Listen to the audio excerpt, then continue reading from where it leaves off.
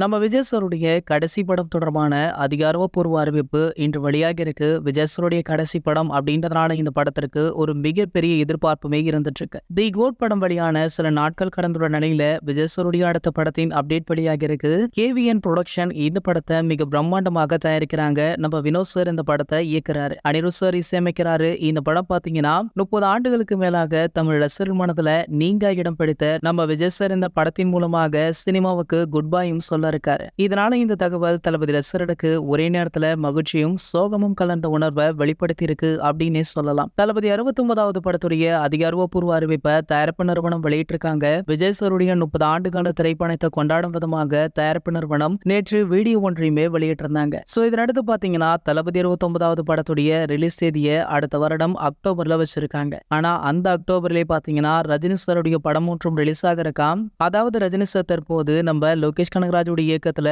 கூலி திரைப்படத்துல நடிச்சிட்டு இருக்காரு. இதற்கு முன்னாடி வேட்டையின் திரைப்படத்தை முடித்த கையோடு இந்த படத்துல ஜாயின் பண்ணாரு. வேட்டையின் திரைப்படம் பாத்தீங்கன்னா அடுத்த மாதம் அக்டோபர் 10ஆம் தேதி உலகம் முழுக்கவே வெளியாகுது. ஆனா கூலி திரைப்படம் அடுத்த ஆண்டு சம்மருக்கு ரிலீஸ் ஆகுது. அப்படியே பாத்தீங்கன்னா கூலி படப்பிடிப்பு முடித்த கையோடு ஜெயிலர் 2 படப்பிடிப்புல இணைய இருக்காராம். கிட்டத்தட்ட இந்த படத்துடைய முதற்கட்ட பணிகளை முடித்த நம்ம நெல்சன் அவர்கள் படப்பிடிப்பை ஸ்டார்ட் பண்ணவுமே இருக்காராம். இந்த படம் பாத்தீங்கன்னா ஒரு ஷார்ட் டைம்ல எடுக்கக்கூடிய படம் அப்படின்றதுனால அடுத்த ஆண்டு அக்டோபர்ல தான் இந்த படமுமே ரிலீஸ் ஆகுது. அதாவது தளபதி விஜய் அவர்களுடைய 69வது படமும் ரஜினி சாருடைய ஜெயிலர் 2 படமுமே ஒரே நாட்கள்ல ரிலீஸ் ஆக போகுது அப்படின்ற தகவல் தற்போது வெளியாகி சோஷியல் மீடியாவையே ஸ்தம்பிக்க வச்சிருக்கு. இது போன்ற இன்ட்ரெஸ்டிங்கான விஷயங்களை பத்தி நீங்க உடனே தெரிஞ்சுக்க நம்மளுடைய ட்ரெண்ட் செட்டர் அப்படின்ற நம்ம சேனலை சப்ஸ்கிரைப் பண்ணிட்டு பக்கத்துல உள்ள பெல் ஐகானை கிளிக் பண்ணிக்கோங்க.